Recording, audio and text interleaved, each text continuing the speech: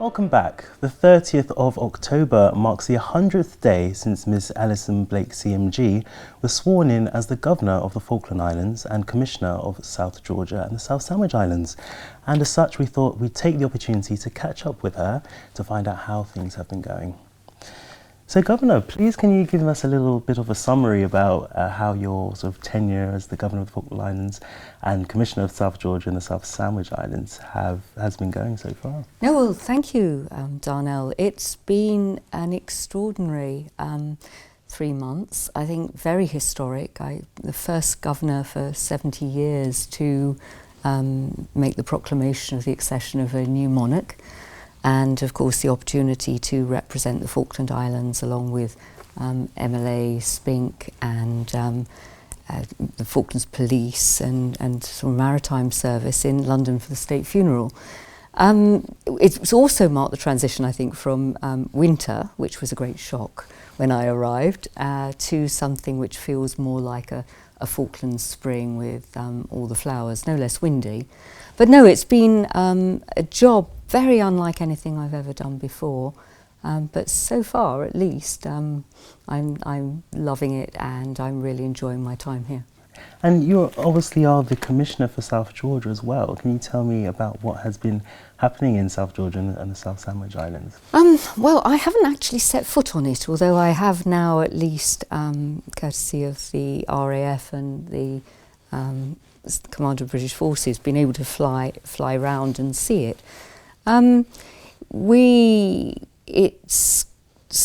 It continues to be an extraordinary magnet for people who love biodiversity and who want to see an ecological success story.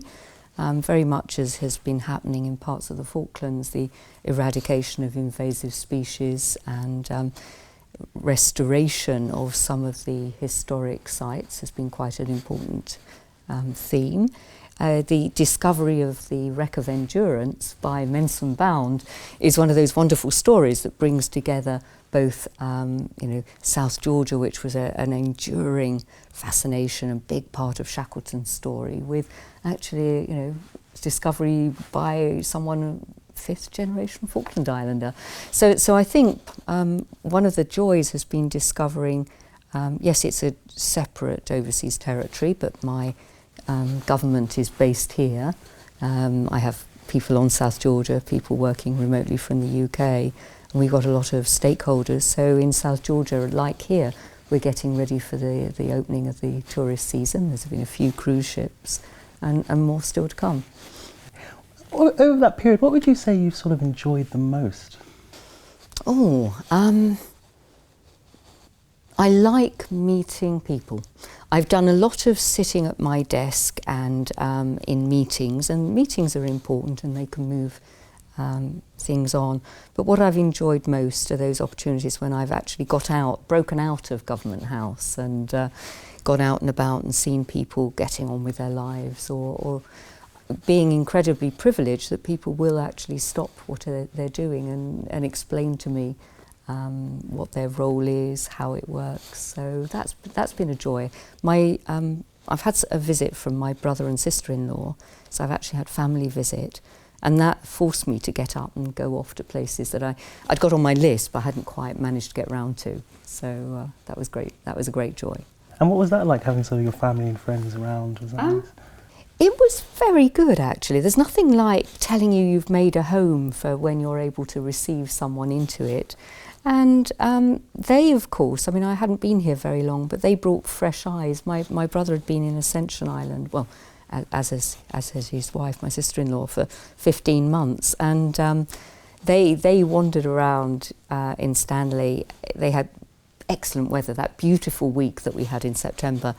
And they really did think that I'd come to a sort of island paradise. So it was really nice showing them things that I'd discovered and liked, and finding actually, no, I hadn't taken leave of my senses. It genuinely was striking how prosperous the Falklands looked, the range of things in the stores, the amazing scenery and the light, and the friendly people. And this isn't your first time that you've been to the Falklands. I remember you saying that you were here a number of years ago. How have your opinions perhaps changed since that time to now and the role that you're doing?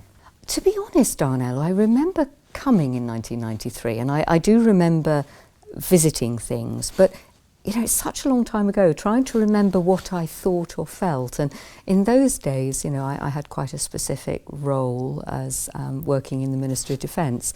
So I think what I had remembered was that it was very unspoiled, that the scenery was amazing, that there were many challenges. And I think I've, you know, so what's changed? I've seen, you know, Stanley has grown. It is far more prosperous. It's on a much more, feels like a much more optimistic trajectory. In those days, the garrison outnumbered the inhabitants of the rest of the island, and that's now reversed. So there's still two very vibrant communities.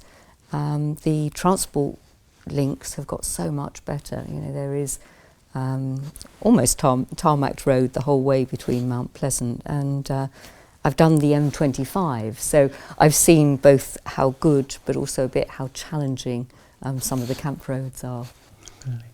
And speaking of camp, I remember you saying that it's important to also get out of the capital city, wherever you go, to really get a true flavour of what the country has to offer. And I'm sure you've been all over camp and you've had all sorts of well, it's very kind of you. I've been round a large part of East Falkland, and I've started very slow way to do. I visited Bleaker Island, so I have actually been off the mainland.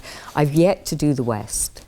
And now that I've discovered the wonderful Figas service and experienced for myself just what a great service they provide, you know, I wouldn't have believed it was possible to fly in the winds that we did and both take off and land safely. But I take my hat off to them. So I've got far more travelling around to do.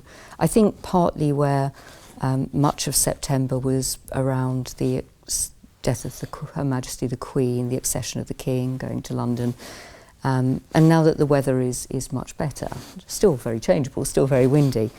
I think once the commemorative events in November are behind us, then you know, there'll be more time, I think, for going out and about and seeing much more of the islands. And you do mention, obviously, the sad passing of Her Majesty the Queen. How has that sort of affected you? I think, like so many people, I had spent my entire life with one monarch, one queen, and I've, you know, obviously I've represented Her Majesty overseas as a High Commissioner, as an ambassador, and now here as a governor. So I've been fortunate enough to have had an audience of her twice, and I was very sad. I mean, she's obviously, one of the things that, you know, the King said publicly was how touched he was and supported by the outpouring of grief and affection for Her Majesty. So it did feel like a huge watershed in my own life and the life of the country. I think the measure of the affection for His Majesty and the opportunity to meet him and the Queen Consort very briefly while I was over for the state funeral was an enormous privilege. But you realise that you know, when you make the proclamation of the accession, that the monarchy, one monarch has died, but the monarchy continues, and the new king has.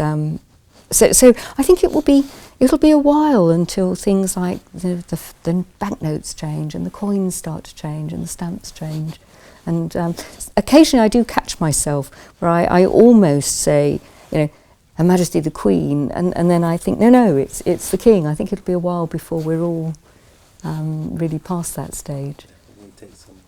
But, and I think, you know, the coronation, when it happens next year, will be a big opportunity for us to really understand, and that this transitional period will be over.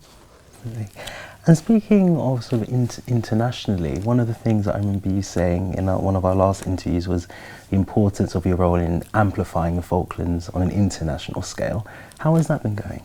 Well, I think I'm blessed actually in that the Falkland Islanders are out there doing it for themselves, and a lot of what I can do and what has got the most traction and appeal has been when there's been something like the Falklands team at the Commonwealth Games, or the Penguins going off to the ice hockey tournaments, where there is a real, something we can point to, which is this is a tiny island community, but look, and I think the cheers that they get, and so something around, because I think lots of people, and the 40th commemorations are important for us all to give thanks for the sacrifices that were made, but also to show what has been happened in the 40 years to build on those sacrifices, what the people of the islands have done with their freedom. And it's a very impressive story. So much more to do. Discussions also with Gilbert House and the public service about how we can all use our good offices. But yes, I think so. It's too early to say, really. Come back and ask me in a year.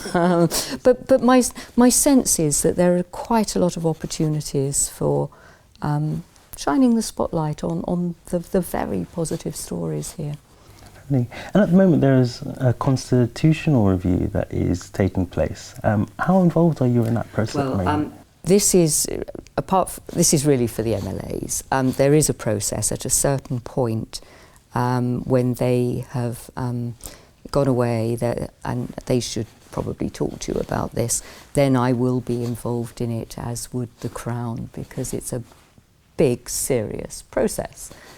Changing a constitution is not something done lightly, and it won't be the first time, but the last constitution was in 2008, and there has to be serious reason to change something. So I think probably a question for Gilbert House more than for me, but I'm always at the MLA's disposal to talk about something if they find it helpful. Thank you. And what would you say are some of the biggest lessons that you think you've learned in sort of your short time while you've been here so far? The weather, how changeable it is, and the need for your plans to be infinitely flexible, because you can, I can't remember who it was, and it sounds, when you arrive, it sounds like a sort of a silly, trite statement. Oh, all 4 seasons in one day. But you really can get up. It's grey or it's beautiful out, and it can change, and the wind veers round or something. So that, so I think the other lesson is something around prioritisation. My job is very busy. There is an enormous amount of paperwork and administrative things that come to the Governor. I think people don't always, and I don't think I'd quite understood when on arrival, the extent to which the Governor is part of the government. And there are a lot of things that are too unimportant for ExCo that come to the Governor to be dealt with. So I think carving out enough time from my routine inbox to do a bit of thinking and out and about. So I think always be prepared for the weather, think through what might happen if plan A can't work, and don't get so attached to the inbox and the emails that you can't make time for getting out and about. Those are my 2 big lessons. Very sound advice, actually. How has your opinion on the role of Governor changed, or has it changed at all in your time? In almost 3 months, I think I have understood just how complex it is. I thought I understood, but somehow it's nothing like when you're doing it. Other than that, it is, I think, the main point, which is I am here not to run the place or tell people how to do their jobs, but to support the MLAs and the FIG, and to help them create an enabling environment, and that means both for business and prosperity, but also for sort of the social side of the islands to flourish. I have quite an important assurance role, which is about making sure, if you like, that the safeguards are in place, and the things that keep people safe, the things that stop bad stuff happening.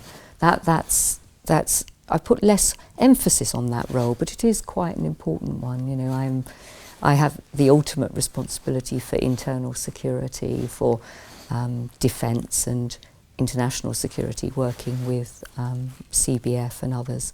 And those are quite big parts of the job.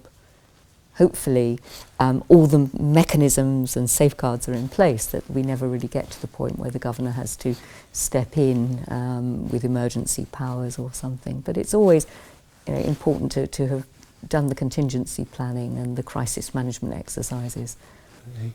I'm sort of looking forward now. What do you expect the next 100 days to look like? Do you think? Probably hard to tell. But where are we? So November, December, January. So I think it will include Christmas and the New Year. Well, there is a new government taking over, or that will be formed in London, and there are some big issues that they will have to deal with. So I do expect there to be quite a lot of discussion between here and there about what that might mean for the islands, how the new government can support the Falklands, and also South Georgia as we go forward. I think also, you know, the Falklands at 40 was always about looking forwards. Inevitably, when you've got a lot of commemorations, you spend quite a lot of time not quite looking backwards, but reflecting on the past. So I do think that actually there's a lot of things that we haven't quite had the bandwidth for, because people have been very busy on the commemorative programmes. It's taken a lot of planning to make sure that they pass off safely and securely. So I think there will be, I hope, a greater focus on, well, where do we want to be now? You know, looking ahead with the assembly of the islands plan. So yes, I think the aim probably is to get from looking 100 days ahead to looking 5-10 years ahead, and putting things in place to do that. And is there anything sort of in particular on your agenda for that time as well? Finish unpacking my boxes so that I can settle into Government House. I know that sounds trite, but everyone will know that when you move, actually the point where your possessions catch up with you and you can start to feel that it's not just where you live and work, but you've made it a bit of a home. So that will be good. I'm really looking forward to spending Christmas and the New Year here. And it'll be an opportunity, I think. There's, you know, the races. I think there are ram. I don't intend to shear a ram. That's not a challenge. But there are sort of ram shearing. There's to get more of a sense of that sort of traditional Falklands life and what happens when people have got time to let their hair down. And finally, is there any final message that you'd like to leave, or anything that you're looking forward to in particular going forward? I suppose this is the time where I should have thought about this and left with something very inspiring, but I think the message really is that I've been touched and really moved by the welcome I've had from people. I hope that people will continue to introduce themselves to me when I'm out and about. I try not just to drive around in the car, so I'm often on foot battling into the winds, and it's really nice the way that people wave or say hello. It's sort of made me feel part of the community. So yes, if there are things that the people think that the governor should, be aware of, or that they would like to invite me to, please do feel free. I'm not very good on Facebook, so I usually find out that things have happened the day after. So I haven't quite got the hang of working out what there is and then just turning up to it. So I might need a little bit more help. But no, I'm looking forward enormously to not just the next 100 days, but more generally. Excellency, thank you very much. Darnell, thank you. It's a pleasure.